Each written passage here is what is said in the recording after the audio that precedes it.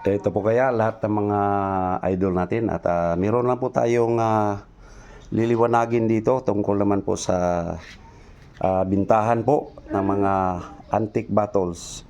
Kaya hindi lahat ng mga luma kaya mga idol at nagkakahalaga. Kaya yan po yung sasabihin po natin dito kasi madalas kasi nagsishare sa akin yung mga nagbibinta kaya mga idol.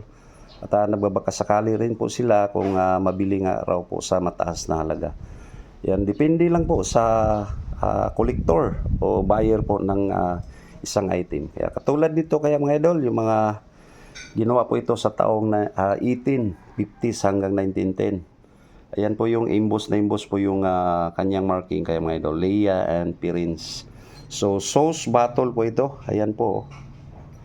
Ayan po mga idol.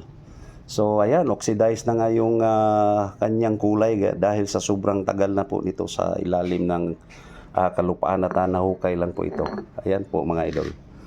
So ayan, yung mga kagaya nito at hindi naman po ito gaanong mataas ang halaga. So sa lahat ng mga nagbibinta, idol, at yung mga isinisenyo po sa atin at lalo po kapag walang marking, mahirap po ay search po ng mga ganyan. So doon po yung basihan ng mga kolektor mga idol sa marking. So maraming salamat po sa mga followers po natin.